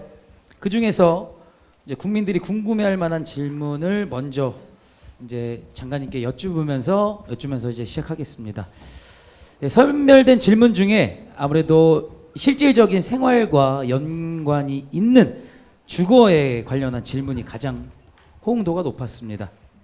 그래서 주거에 관해서 이제 또 질문해 주신 네티즌 중에 한 분을 저희가 선정을 했습니다. 그래서 질문을 제가 좀 드리도록 하겠습니다. 이승민 네티즌께서 행복주택의 입지에 관한 질문을 해주셨습니다. 제가 질문할게요. 장관님, 이승민 네티즌입니다. 이거 제가 아니라 이승민 네티즌이 하는 겁니다. 이승민 네티즌입니다. 이번에 행복주택 첫 입주 지구 중 송파 삼전지구 같은 곳은 정말 입지가 훌륭하지만 공급 물량이 적은 것이 조금 아쉬웠습니다. 이렇게 출퇴근이 용이한 도심 가까운 지역의 젊은이들을 위해서 행복주택 공급 물량을 더 확대해 주실 계획이 있으신지요? 라는 질문을 네티즌께서 해주셨는데요. 간단한 답변을 좀 부탁드립니다. 예, 우선 그렇게 입지가 훌륭하다고 평가를 해주셔서 정말 감사하다는 말씀을 먼저 드리고요. 아까도 잠시 말씀드렸습니다만 계속 지을 겁니다. 계속 짓는데 이게 이제 처음 시작하는 것이라서 아직은 뭐 잘 보이질 않겠죠. 그런데 그 현재 계획이 아까도 교통이 편리하다는 말씀하셨는데 이 네티즌이 교통이 편리한 곳에 또 수요층인 젊은층의 그런 많은 곳에 현재 계획이 119곳입니다. 그곳에 7만 호 사업이 진행 중이고요. 이게 이제 2017년도까지 약 한 14만 호 전국에 14만 채 간단히 얘기해서 14만 호를 사업을 확대해 나가지고 그러고 있습니다. 아, 네, 감사합니다. 자, 그러면 여기 계신 분들도 정말 궁금한 사항이 많으실 텐데 가장 먼저 이제 서민 중산층 주거 안정에 대해서 이야기를 좀 나눠보겠습니다. 참석해 주신 분들 중에 주거 급여나 뉴스테이, 임대주택, 행복주택 등 국토교통부에서 진행 중인 주거 관련 정책에 대해서 궁금한 점 있으신 분 먼저 손을 좀 들어주시면 좋을 것 같은데요. 자, 어느 분 계실까요? 크게 손을 먼저 좀 들어주시고요. 이 어디 계시죠? 이렇게 먼저 궁금한 사항 한번 얘기해 주실까요? 저 뒤쪽에 먼저 들어주셨거든요. 안경 쓰신 분. 네. 마이크를 전달을 좀 해주시고요. 마이크 받으시면 거주 지역과 그리고 소속과 이름을 이렇게 간단하게 먼저 말씀해 주실까요? 네, 안녕하십니까. 서울 지역에 거주하고 있고요. 신혼부부 전세 임대 지원을 한 세대입니다. 이제 한 가지 여쭤볼 게 이제 장관님께서도 이제 아시다시피 이제 전세난이 굉장히 심각한데요. 저는 월세난에 대한 해법은 임대주택을 공급하는 것이다라고 이게 임대주택 공급을 하는 것이 해법이다라고 이제 계속 말씀하고 계시는데 그럼 이 임대주택 공급 물량을 좀 늘리실 그런 용의가 있으신지? 예, 저희가 발표를 한 바도 있습니다만은 이 현 정부 임기 내 박근혜 정부 임기 내 이제 임대주택을 52만 호, 52만 정확히는 52만 2천 호 공공임대주택을 공급하려고 하고 있습니다. 이게 이제 역대 정부 최고 제일 많은 수준입니다. 과거에 한 40만 호, 5년간 40만 호 이런데 이제 52만 호니까요. 굉장히 많은 것인데 금년에 공공임대주택을 한 12만 호 정도 추진을 하고 있습니다. 아까 말씀드렸지만 공공임대주택에는 여러 가지 이제 아주 저소득층 뭐 이런 부분들이 다 포함이 되어 있고요. 그 다음에 이제 지금 뉴스테이가 또 하나 이제 아까 말씀드린 그런 부분에 좀 꾸준히 확대해 나갈 것이기 때문에 그런 부분에서 공급이 확대되는 것은 이제 계획에 많이 있다 이런 말씀을 드리는데 다만 이게 집을 짓는다는 것이 하루 이틀 되는 게 아니고요. 시간이 걸려야 되는 것이기 때문에 그럼 지금 당장 어떡하냐 하는 문제를 사실 항상 봉착이 됩니다. 그런 문제. 그래서 이제 저희가 아까 말씀을 드렸나 매입 임대라는 걸 합니다. 기존에 있는 집을 사가지고 그것을 임대로 돌리는 것이 또 하고 있는데 그것이 뭐 그리고 아까 52만 호 같은 이런 대규모의 것을 다 매입 임대로 할 수는 없고요. 어쨌든 그러니까 이제 이른바 단기 대책으로 매입 임대도 하고 있다는 말씀을 드리고 어쨌든 우리 정부 임기 내에 그러니까 2017년 말까지 한 52만 호를 현재 지금 하고 있는 것 포함해서 52만 호를 공급하게 한다 이런 말씀을 드리겠습니다. 네, 감사합니다. 좋은 답변 되셨죠? 네, 지금 신혼 부부라고 하셨는데 결혼한 지 몇 년 차 되셨습니까? 1년? 옆에 같이 오신 건가요, 와이프? 예, 사랑한다고 한마디 해주세요. 신혼 부부니까 사랑해. 네, 크게 목소리 크게. 예, 그리고 장관님 사랑합니다까지. 네, 감사합니다. 참 이게 신혼 부부들에게도 이렇게 좋은 혜택이 될 것 같습니다. 자, 다음은 이번에 대학생 기자단 쪽에서 한번 질문 받아. 여기 바로 또 손 들어주셨어요. 간단하게 소속과 일어서서 이름하고 얘기해 주실까요? 예, 네. 대학생 기자단 3기로 활동 중인 한신대학교 2학년 재학 중인 윤하결이라고 합니다. 네. 예, 그 언론을 통해서 그 장관님께서 이번에 중산층하고 서민층에 대한 주거 안전 강화에 대해서 발표하신 걸로 알고 있는데 특히 발표 내용 중에서 대학생에 대한 주거 지원 방안, 특히 앞서 설명해 주셨듯이 행복주택이 지금 포함되어 있는데 저도 학교가 경기도 오산이고 집이 인천 청라국제도시인데 통학하다 보면은 한 2시간 30분씩 걸려가지고 서울의 거리 5시간을 날리게 되는데 일을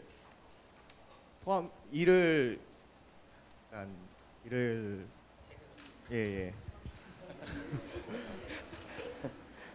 이런 페널티를 감수하고도 지금 어쩔 수 없이 통학하는 게 대학생이 지금 돈이 없다 보니까 이렇게 통학을 하고 있는데 그 행복주택을 포함하여 그 외에도 지금 현재 대학생들이 주거하기에 지금 구체적으로 어떻게 지원되고 있는 방안이 있는지 궁금합니다. 이제 저런 학생한테 이제 그러면 그 근처 월세 들어라 이러면은 아마도 저기 박차고 올라와서 나한테 무슨 그게 대책이냐고 그러시겠죠. 이제 당연히 정부로서는 그런 것에 대한 해결책을 지금 정말 고민하고 모색을 하고 있습니다. 그러니까 이제 학교 주변의 월세 일이 굉장히 부담이 큰 걸로 알고 있어요. 그래서 이제 행복주택이라는 것을 저희가 생각을 했고 그런데 아까도 보셨지만 행복주택의 그 뭐 물량이라는 게 아직 그렇게 뭐 충분하지 않은 것을 알고 있습니다. 그래서 요번에 이제 어제 발표한 대책에는 뭐 행복주택 대학생 특화단지라는 것도 있고요. 또 교육부에서 하는 행복기숙사 좀 확대하는 것이 있습니다. 그리고 이제 그것이 잘 그리고 이게 이제 물량이 한정이 되어 있기 때문에 그것이 잘 안 되는 분들을 위해서는 이제 전세대출 저희 버팀목 전세대출이라는 게 있는데 그거 지원을 좀 확대하는 것도 좀 추진을 하고 있습니다. 그리고 또 하나는 어제 발표를 했습니다만은 그 LH나 집주인이 그 리모델링 하는 게 있습니다. 그러니까 예를 들면 도심 서울이나 이런 큰 도시의 도심 지구에는 그 옛날 집인데 낡고 크고 상당히 크고 이제 한 뭐 두 분이 사시는 그런 집이 근데 이제 그걸 리모델링 하고 수선 잘 돈이 없어 못하는 분들한테 저리 대금을 지원을 해드리고 그분들이 대신에 그 리모델링 위한 대금을 지원을 해드리고 그것을 큰 집을 한 뭐 이렇게 분할을 해서 리모델링을 하고 그것을 임대를 하고 뭐 이런 것들을 포함한 대책을 만들고 있습니다. 그래서 하여튼 지금 우리 학생이 말씀하신 대로 이런 정책들의 그 출발점은 그 대학 주변에 그건 비싸고 월세는 비싸고 옛날에 참 싼 하숙집 그런 얘기 개념은 이제 다 없어진 것 같아요. 이제는 그리고 다 월세는 비싸고 그러니까 못 들어가고 그렇지 않으면 이제 저렇게 이제 부모님 댁에서부터 통학을 해야 되고 근데 예를 들면 부산에 있는 학생 같으면 한신대 가기 위해서는 뭐 통학할 수는 없는 거 아닙니까? 그러면 이제 비싼 월세 들어가야지. 이런 거를 해결하려고 노력을 하십시오. 그런 것들이 이제 행복주택이라든가 행복기숙사라든가 행복주택 대학생 특화단지 뭐 이런 것들이라고 생각을 이해를 해주시면 되겠습니다. 네, 감사합니다. 또 좋은 해결책이 되셨으리라 믿으면서 제 다음 질문 한번 받아보겠습니다. 이번에는 SNS 유저분들 중에 한번 받아볼까요? 네, 마이크 전달해 주시고요. 굉장히 훈남 분께서 오셨습니다. 안녕하세요.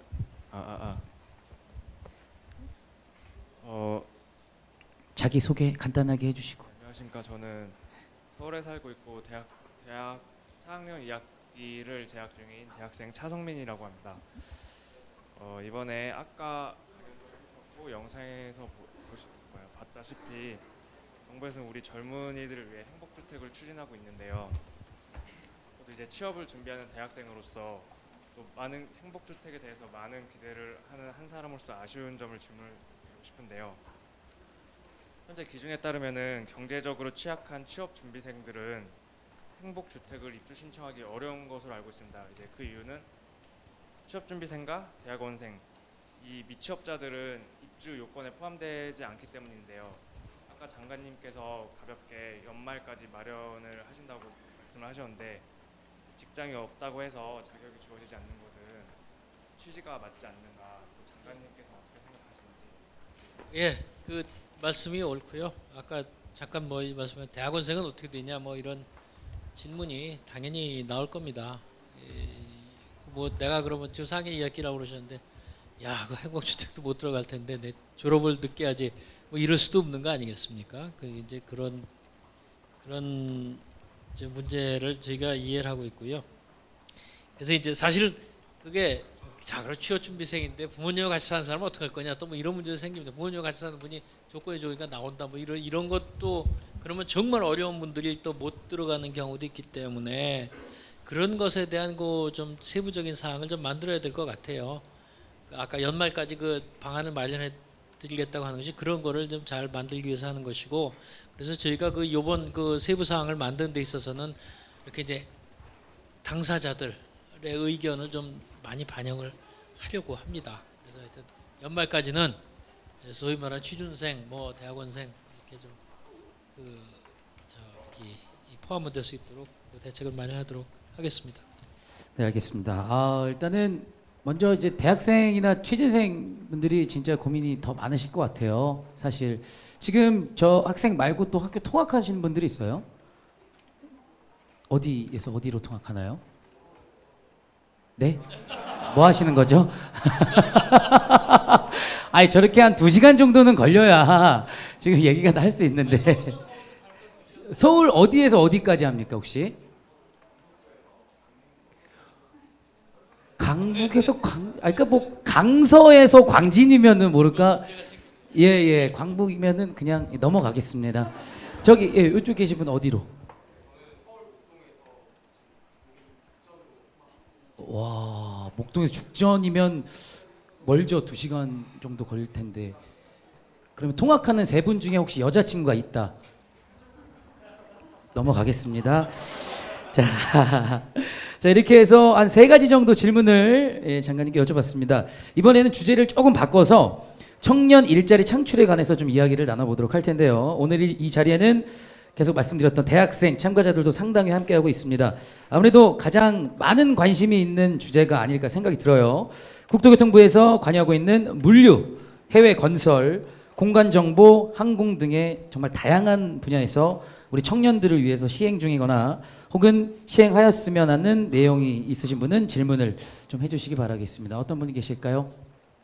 자, 먼저 우리 여성분께서 지금 대학생이신 것 같은데요? 네, 맞습니다. 예, 몇 학년이신가요? 지금 한국항공대학교 4학년 재학 중인 김소희라고 합니다. 아, 네, 반갑습니다. 어떤 게 또 고민이셔서?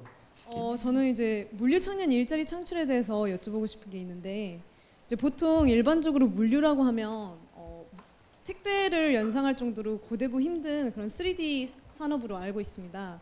그런데 이제 장관님의 강의를 들어보니 물류가 첨단 산업이라는 걸 알 수 있습니다. 그러면 구체적으로 물류 분야에 청년들이 일할 수 있는 첨단 분야가 어떤 것들이 있는지 좀 알고 싶습니다. 예. 그 말씀하신 대로 첨단이니까요. 그냥 뭐 사실 요새 택배업계 그 택배 하시는 분들 정말 굉장히 힘듭니다.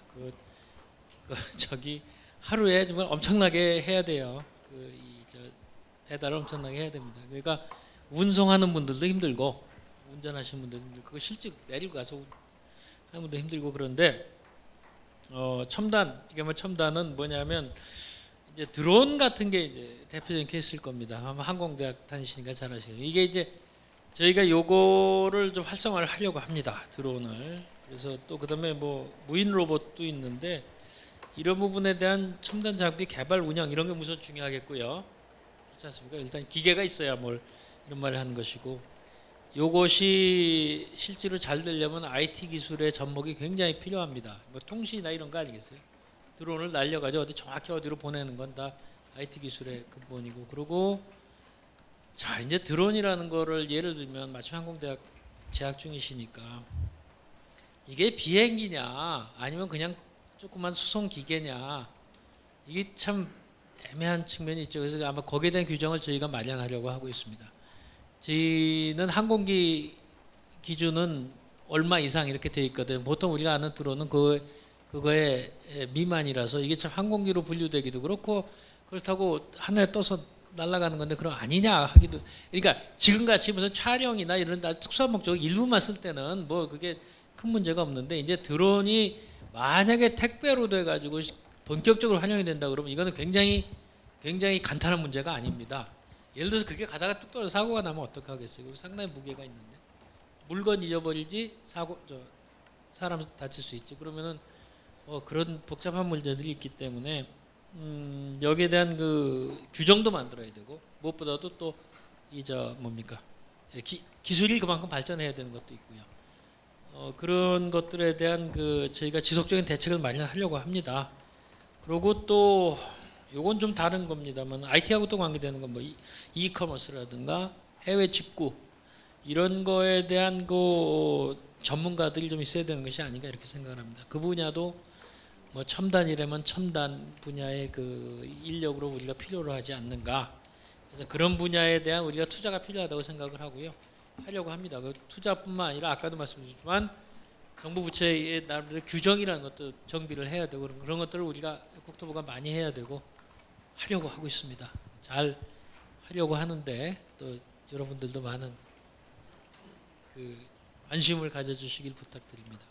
네, 감사합니다. 역시 다양한 분야에서 항상 이렇게 애쓰고 계신데요. 지금 한국 항공대면 그 일산 쪽에 있는 말씀하시는 거죠. 거기면 우리 여자 학생이면 어떤 거를 배우시는지. 그러니까 여학생인데 항공대에서 보통 다 남자 학생이 많잖아요. 대부분이. 그럼 여학생은 어떤 거를 공부를 하는지 좀 궁금해서.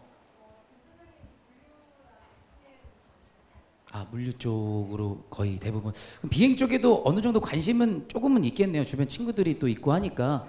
네네. 예, 울진에서 오신 저기 비행 교육 받고 계신 분도 있어서 친해지셨으면 좋겠어서 이렇게 질문했습니다.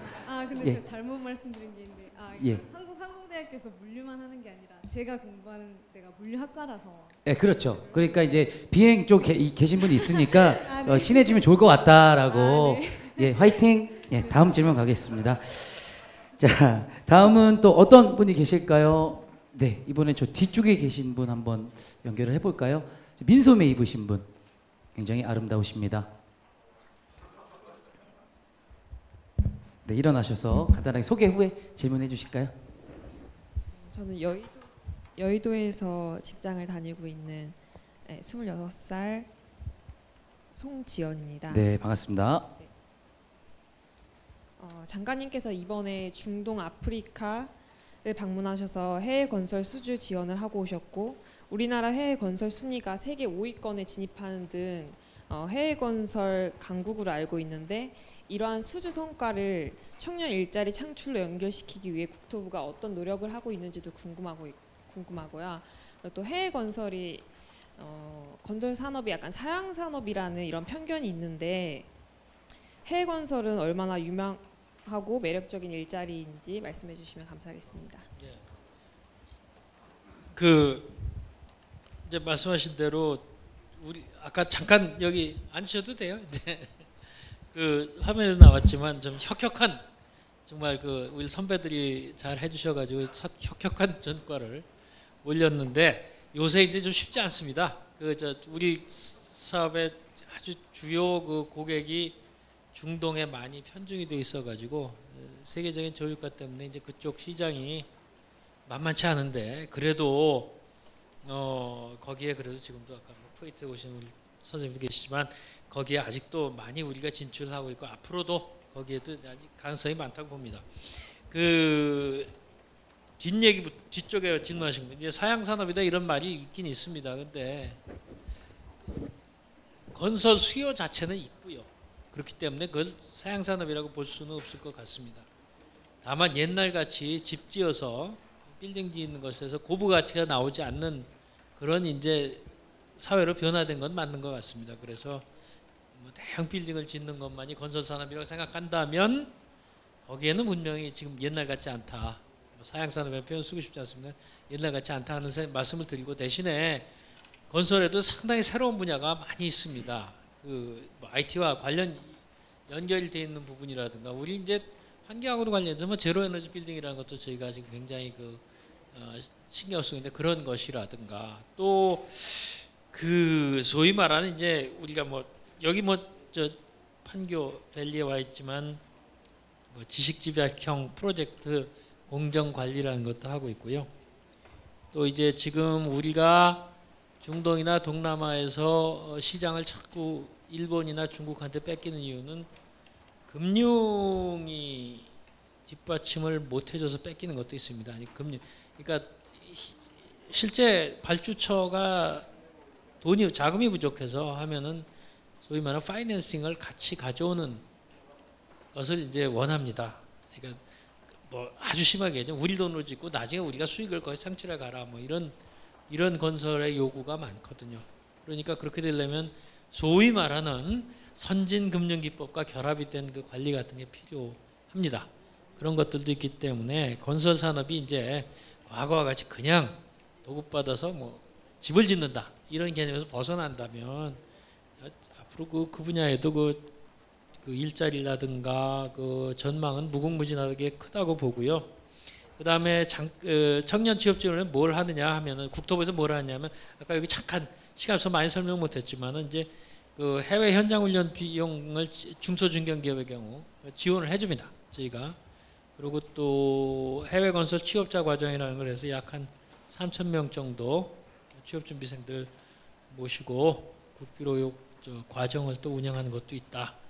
이런 그 말씀을 드리겠습니다. 네, 고맙습니다. 일단 여러분께서 이렇게 여러 가지 질문 네, 뭐 어떤 한번 받아볼까요? 그래도 계속 쿠웨이트를 장관님께서 말씀해 주셔서 장관님이 계속 쿠웨이트 말씀하셨는데 저는 쿠웨이트의 현지 그 법무법인 대표로 있는 김대우라고 합니다. 예. 그 변호사님이시네요? 변호사는 아니고요, 파트너고요. 그 예.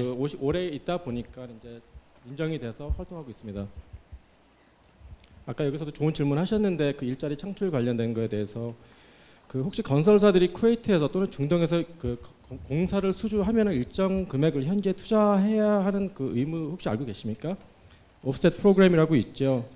네, 그 금액이 저희가 알기로는 한 1,000억 가까이 되는 걸로 알고 있는데 틀릴 수도 있겠지만, 그러니까 파이낸싱도 말씀하시고 여러 가지 말씀하셨는데 그런 자금들을 잘 활용해서 청년들이 그쪽에서 일을 할 수 있는 그런 기회도 충분히 마련할 수 있다고 저희는 보고 있습니다.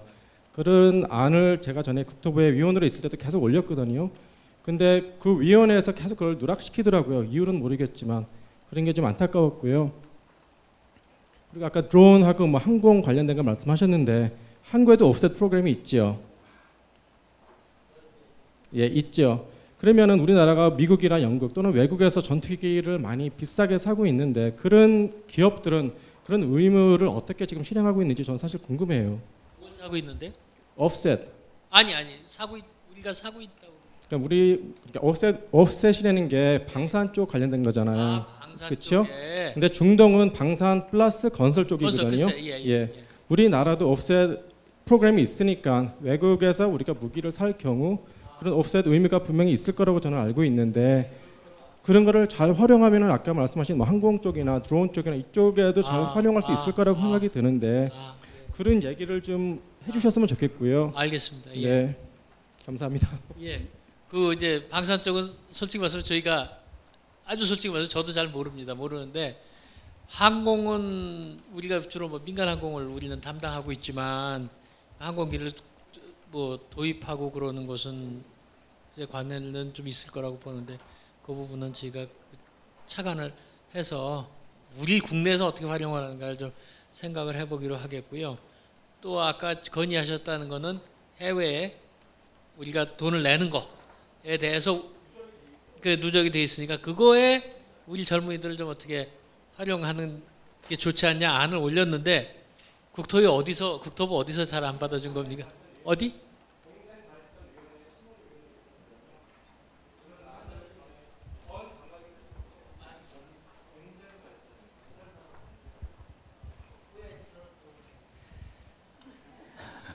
지금이라도 좀 여기 우리 건설정책국장이 꼭 나왔어야 되는데. 예. 나이 드신 분들이 많이 계셨고 중동에 대해서는 전혀 모르시는 분들이라 제가 계속 안을 올렸거든요. 근데 알겠습니다. 그거 좋은 아이디어인데 저희가 적극 검토하도록 하겠습니다. 예. 네, 고맙습니다. 굉장히 궁금한 점이 많으신 것 같은데 앞으로 또 좋은 해결책이 마련이 됐으면 좋겠고요. 이렇게 중산층 주거 안정과 일자리에 대해서 대화를 나눠봤습니다.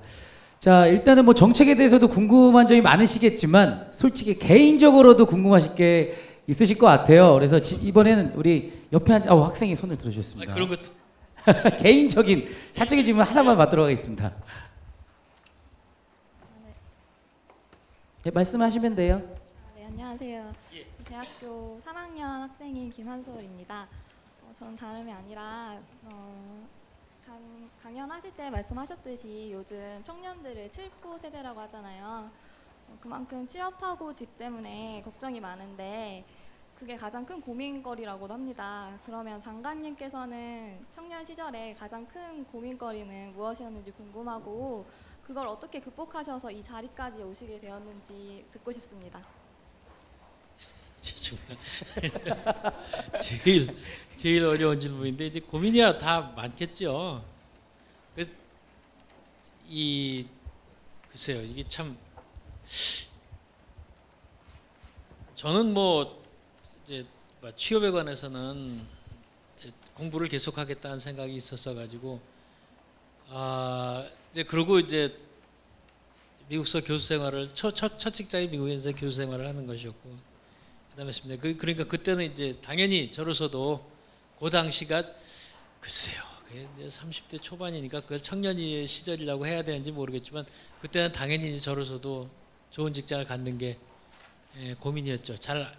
아주 고생 많이 했어요. 미국서 하여튼 대학 교수 자리 하나 얻느라고. 근데 뭐 그런 것들이고 학생 때는 안 봐도 뭐 자기 진로 이런 것에 대해서 걱정을 많이 했던 것 같습니다. 내가 과연 어느 길로 갈 것인가 뭐 이런 거 생각 많이 했던 것 같고요. 그다음에 뭐 그 당시 제가 70년대 대학을 다녔기 때문에 70년대 중반부터 대학을 다녔기 때문에 그 당시는 뭐 이제 우리나라 정치 상황에 대한 고민 뭐 이런 것도 많았습니다만은 그런 것도 있었고 뭐 그렇다고 생각을 합니다. 딱이 또 뭐 어느 게 가장 큰 고민이었냐 그러면은 그렇게 이제 여러 가지가 겹쳐 나옵니다. 그렇게 됐습니까? 어떻게 극복을 했냐? 글쎄요. 하여튼 직장 얻으려고 노력을 많이 했죠. 그래서 이제 미국에서 뭐 교수 생활을 좀 했고 서울에 이제 들어올 때도 또 뭐 노력을 해서 하여튼 들어왔습니다. 들어와가지고 연구원에 전 오래 있었고요. 교수 생활도 좀 했고 그러다 또 어떻게 이렇게 정치도 하게 됐고 뭐 이렇게 됐습니다. 네. 그게 극복인지 모르겠네요. 자, 일단 뭐 여러 가지 말씀해 주셨지만 계속해서 강조를 하신 단어가 노력해라 이렇게 그렇죠? 노력을 하면 다 된다. 그렇게 얘기 안 했습니다 제가. 지금 그러면 지금 질문해 주신 여학생분은 전공이 어떻게 된다 그랬죠? 항공교통 한서대학교. 자, 그러면 우리 또 지금의 고민 다 비슷비슷할 것 같습니다. 우리 청년들이 겪고 있는 그런 난이라고 생각하는데요. 잘 극복을 본인만의 방법으로 잘 극복해 나가시기 바라겠습니다. 자, 그러면 이어서 이 자리에 또 아까도 말씀드렸던 것처럼 우리 초등학생이 또 참석을 했어요. 어린이 기자단이 있는데 우리 친구 중에 질문할 친구 있나요? 아, 네. 반갑습니다. 마이크 좀 전달해 주실까요? 몇 학년이라 그랬죠? 6학년이요. 목소리 크게 일어나서 자기소개하고 질문해 주실까요? 저는 잠깐만요. 목소리 좀 크게. 왜 이렇게 쉬었지 목소리가? 네, 좀 크게 또박또박. 국토교통부에서 어린이 기자단으로 활동하고 있는 대전에서 온 6학년 안송주라고 합니다. 네, 반갑습니다. 제가 지금 롤모델이 유일호 장관님이신데 어렸을 때 장관님은 롤모델이나 멘토분이 계셨어요? 아니 그것도 저 근데 돌이켜 생각을 해보면 롤모델이라고 특별히 특정 인물을 둔 적이 있나, 더더욱이나 초등학생 때 그런 경우가 있나 한번 생각을 해보니까 잘 없었던 것 같긴 합니다. 우리 때는 그냥 막연히 뭐 지금도 상당 부분 그렇겠지만 존경해야 되는 위인 뭐 이런 분들은 있었죠. 근데 우리 때보다 상당히 그 뭐랄까 성숙한 저 같아요. 우리는 롤모델, 우선 롤모델이라는 표현도 없었고 그때는 이렇게 뭐 이제 본받아야 할 사람 이러면은 되게 우리 역사상의 위인이나 세계사상의 위인 이런 사람은 당연히 생각을 합니다. 그것도 주입식으로 이런 분도 훌륭하지 않냐 선생님이 말씀하시면 그러는데 그때니까 당연히 그 만약에 그래서 그 중에 골랐느냐라고 얘기한다면 대답이 뻔하죠. 세종대왕, 이순신 장군, 또 뭐 링컨 대통령 뭐 해외에서 뭐 이렇게 생각이 납니다. 그런데 그 양반들 롤모델로 했는지는 모르겠지만 본받아야 할 사람은 그런 사람들이 우리 적어도 저희 세대 초등학교 때는 그랬습니다. 시원찮은 대답인 것 같은데. 아닙니다. 이 학생이 어린이가 일단은. 아니 근데 정말 네. 저예요? 아 미안해. 이런 질문 물어봐서 미안한데. 그러니까 고맙습니다. 성숙했다고 생각이 드는 게 보통 이제 가수를 꿈꾸거나 하는 친구들은 뭐 소녀시가 될 수도 있고 아니면 뭐 여학생 어린이니까 뭐 박근혜 대통령이 될 수도 있는데 유일호 장관님이라고 롤모델을 정한 이유가 뭘까요? 너무 그렇게 좀 아니 그 그만합시다. 아니 그래도 이게 뭔가 생각이 갖고 있으니까 그런 것 같은데 한번 물어봐도 될까요? 제가 원래 환경 쪽에 관심이 많았는데 국토교통부 기자단을 하니까 발대식 때 장관님을 뵀었어요. 그래서 너무 멋지다고 생각해가지고 마지막에 사랑합니다 한마디 해주셔서 너무 감사했어요. 감사합니다. 어쨌든 간에. 사랑합니다를 해주셨던 게 너무 감사했대요. 그래서 답으로 그럼 친구가 장관님 사랑합니다 한번 해줄까요? 장관님 사랑합니다. 네, 감사합니다. 박수 좀 부탁드리겠습니다. 저도 사랑합니다. 아주 훌륭한 인재가 될 거라 생각이 듭니다. 자, 이제 이렇게 사적인 얘기를 나눴고 다시 정책을 주제로 토크를 좀 나눠보도록 하겠습니다. 자, 여기 모인 곳이 바로 어디죠? 판교입니다. 그렇죠. 바로 판교 창조경제밸리에 대해서 이제 대화를 간단하게 나눠보겠습니다. 여기 판교에서 근무 중이신 분들도 계신 걸로 알고 있습니다. 근데 앞으로 판교에 조성될 창조경제밸리에 대해서 또 궁금한 점 있으신 분 손을 좀 들어주시겠습니까? 우리 남성분부터 한번 마이크 전달해 주시고요. 네, 안녕하십니까. 저는 이 건물 창조경제혁신센터 6층에 현재 법인 설립을 해서 운영하고 있는 박석경이라고 합니다. 그래서 청년 창업가의 입장으로 이제 참석을 하게 됐는데요. 저희는 일단 기본적으로 이전에 말씀하셨던 그런 일반적인 취업을 하신 분들이랑 또 입장이 어떻게 보면 좀 다른 부분도 없잖아 있습니다. 기본적으로 가장 다른 건 자발적인 야근이 굉장히 잦은 사람들이고, 그리고 저희 같은 경우는 좋은 인재를 저희가 수급하는 데 굉장히 많은 관심을 기울여야 되는 사람들이거든요. 근데 궁금했던 게 창조경제밸리가 형성될 경우에 저희 같은 경우에는 이쪽에 인프라가 좋아지는 것은 너무나 멋진 일이지만 그렇다 해서 생활 환경이나 주택의 환경이 좋아지는 건 또 별개의 이야기이기 때문에 많은 인력들이 빠지는 경우들이 굉장히 우려를 하게 됩니다. 그래서 창조경제밸리의 청년 창업가들을 위해서 저렴한 임대주택 등에 대한 인프라에 대해서 고민을 해주실 부분이 있으신지가 궁금합니다. 그 정말 당연히 나올 만한 하셔야 될 질문이라고 생각을 합니다. 그래서 제가 요 근처에 여기서 멀지 않은 곳으로 알고 있습니다. 행복주택 500호를 계획을 하고 있습니다. 그래서 요거 뭐 여러 채를 어느 이름 그 법인에서 우리 박석정 씨가 박석경 경 맞죠? 저기 하시는 그 회사에서 뭐 몇 채를 해서 입주를 해서 기숙사 개념을 쓸 수도 있고, 행복주택이라는 게 기본적으로 그렇게 큰 집이 아니지 않습니까? 이제 그러니까 그렇게 할 수도 있고 하여튼 지금 500호 좀 되고요. 그 앞으로 이제 이제 새로 되는 그쪽에도 뭐 오피스텔이라든가 이런 것들을 좀 공급할 수 있지 않을까 이렇게 생각을 합니다. 그래서 그런 부분 뭐 장기 뭐 레지던스 그걸 호텔은 아니고 레지던스 뭐라 그러죠? 그런 것들도 좀 계획을 하고 있습니다. 그래서 그런 데서 출퇴근이 가능하게 도보로 출퇴근이 가능하게 좀 노력을 하겠습니다. 네, 감사합니다. 자, 이어서 바로 아까 옆에 여성분께서 또 손을 들어주셨는데요. 마이크를 좀 넘겨주실까요? 근데 방금 남성분은 목소리가 상당히 좋으시네요. 예, 놀랬습니다. 예. 네, 안녕하세요. 저는 경기창조혁신센터에서 사업을 운영하고 있는 이미지입니다. 궁금한 점 두 가지 여쭙겠습니다. 지금 현재 창조경제밸리는 현재 판교 테크노밸리와 진행 사업이 어떻게 다른지가 궁금하고요. 두 번째는 창조경제밸리가 생기고 나면 다양한 크리에이티브 비즈니스를 하는 사람들이 모이게 될 텐데 그들의 창의성을 일깨우기 위해 어떤 프로그램을 준비 중이신지 궁금합니다.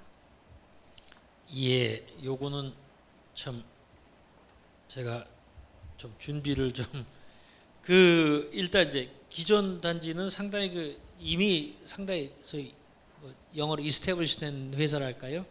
그런 회사들이 많이 뭐 보시면 아시겠지만 그런 기업들이 좀 많이 들어와 있는로 시작이 됐는데 여기는 이제 정말 창업하는 그런 회사들이 훨씬 더 그쪽에 중점을 두는 그런 공간으로 만들려고 하고 있습니다.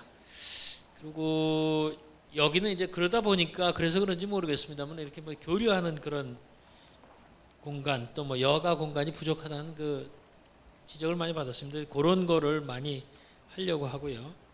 뭐 아까 그림에 잠깐 나왔지만 그 중간에 뭐 광장과 문화거리 뭐 이런 것이 문화와 연계된 걸 하는 거 그런 측면도 있고 또 산학연 연계 요것도 여기 새로 되는 곳에서 많이 하도록 그렇게 하겠습니다. 그리고 그걸 위해서는 이제 지금 상당히 얘기가 돼 있죠. 공동 캠퍼스 그 부분은 상당히 우리가 이야기가 진짜 여러 대학에서 동종 학과 내지 뭐 비슷한 학과 뭐 꼭 같지 않아도 연관 있는 다른 학과들이 같이 들어온다든가 이런 것들을 여기 공동 캠퍼스를 만들려고 하고 있습니다. 그래서 그런 것들을 하면은 좀 창업 같은데 지원에 도움이 많이 될 거라고 봅니다. 이런 것들 또 아이디어를 많이 찾는 그런 기업들 유치를 또 노력을 한다. 이렇게 계획을 세우고 있습니다. 그런 점이 여기하고 좀 다른 점이며 또 그것이 두 번째 질문 이렇게 좀 뭔가 창조적인 걸 만드는 그런 방향에 부합한다고 생각을 합니다. 네, 감사합니다. 이렇게 항상 발전적인 방향으로 전폭적인 지원을 아끼지 않고 계십니다. 자, 이번에는 즉석 질문 말고 아까 말씀드렸던 페이스북을 통해서 실시간으로 추가 질문 받는다고 했죠. 그래서 3시간 동안 지금 접수를 받았습니다. 그중에서 한 가지를 우리 장관님께 여쭙고 싶은데요. 어떻게 준비 바로 받으셨나요? 한번 저한테 전달을 해주시면. 네, 간단하게 여쭤보도록 하겠습니다. 최근 언론에서 인천 도하에 1호 뉴스테이를 분양한다는 소식을 접했습니다. 정부에서 의욕적으로 추진 중인 뉴스테이가 본격적으로 추진되고 있는 것 같은데요. 하지만 서민 입장에서는 공공이 아닌 민간 기업에서 임대주택을 공급하다 보니 월세 부담이 커지는 것이 아닌가 걱정이 듭니다. 이에 대한 해결책이 있으신지 궁금합니다. 라고 이렇게 SNS에 올려주셨습니다. 예, 일단 그 어쨌든 그러니까 그 임대료랄까요, 월세가 기존보다는 조금 낮아야 뭐 이게 우리가 그래도 국토부가 열심히 하는 정책이지 그 뭐 그렇지 않으면 의미가 없다고 생각을 합니다. 그래서 이제 일단 저희 이제 많이 걱정하시는 분들이 이게 소위 말하는 초기 임대료에 대한 규제가 없기 때문에 마구 비싸게 하면 어떡하느냐, 공공은 그런 짓은 못하지 않냐 뭐 이런 겁니다. 공공임대료는 실제로 처음 임대료 규제를 시작을 합니다. 그것과 달리 여기는 없는데, 그러나 이제 저희가 생각하는 것은 일단 그 주변 시세보다 그렇게 비싸게 하면은 들어올 사람이 없을 것이고요. 첫째는. 그래서 이제 주변 임대료보다 비쌀 수도 없고, 또 국토부 입장에서는 그래도 좀 되도록 유도를 좀 해보려고 합니다. 임대료보다 조금은 낮춰라. 그 다음에 중요한 것은 아까도 말씀드렸지만 이것이 그 처음에 초기 임대료를 계약을 하면 2년 후에 입주를 하는 그 임대료를 오늘 계약을 하는 겁니다. 오늘 시세로. 있기 때문에 그만큼, 그러니까 2년 후가 되면 아마 해도 임대료가 주변 시세는 올라갈 테니까 그만큼은 또 싸진, 결과적으로 싼 형태가 되겠고요. 또 하나 중요한 것이 아까 말씀드린 바와 같이 이거는 8년 동안 1년에 5% 이상 올리지 못한 실질적인 그 임대료 상한 제도를 유지하는 셈이 됩니다. 그래서 함부로 올릴 수가 없다는 점에서 또 임차인한테 유리한, 그래서 이제 임대료 걱정에서 덜어주는 부분이 있고, 또 하나는 이제 뭐 이게 아마도 새 집이다 하는 그런 것이 있겠고요. 그리고 이제 뭐 또 하나는 8년간은 안정된 임대를 한다는 그런 측면도 있고 해서, 물론 뭐 안정이 다냐 이렇게 와서 모르겠지만은 임대료 부분은 그래서 그렇게까지 걱정 안 하셔도 될 거라고 저희는 생각을 합니다. 네, 알겠습니다. 혹시 여기 계신 분들 중에 인천이 고향이신 분 있습니까? 인천이 집이세요 현재? 네. 아, 부천에서 거주하고 있고, 저도 사실 인천이 고향입니다. 주안에서 한참 거주를 했거든요. 그래서 이 도화동이 굉장히 익숙합니다. 저도 욕심이 납니다. 예, 이제 앞으로 이제 결혼 아직 안 했거든요. 예, 그래서 저도 한번 이런 혜택을 위해서 한번 노력을 해보도록 하겠습니다. 자, 이렇게 많은 분들께서 참석을 해주셔서 오늘 정책 토크를 함께 해주셨는데요. 다양한 이야기를 이렇게 함께 해주신 우리 장관님께 박수 한번 부탁드리겠습니다. 자, 앞으로 이렇게 추진하고 있는 여러 정책들이 잘 진행될 수 있도록 여러분들께서도 큰 응원을 부탁을 드리겠고요. 마지막으로 우리 장관님께서 마무리 말씀을 해주시면서 오늘 자리 이렇게 또 인사 나누도록 하겠습니다.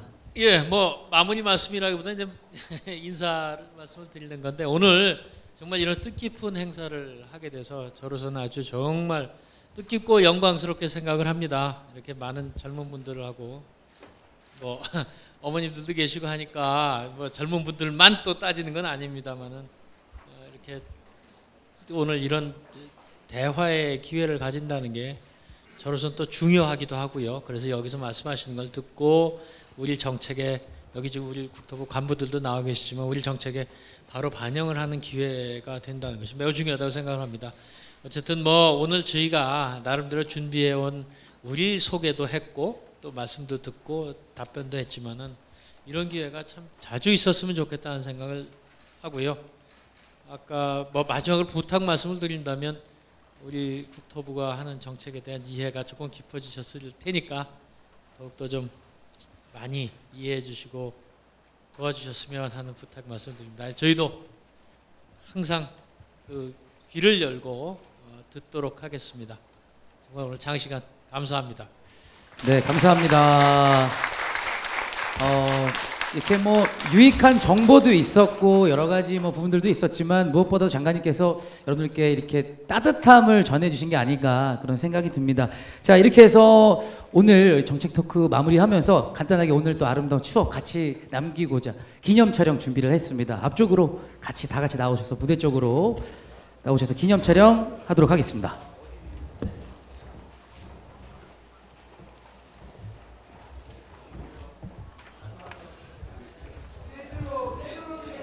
네, 세 줄로 서겠습니다.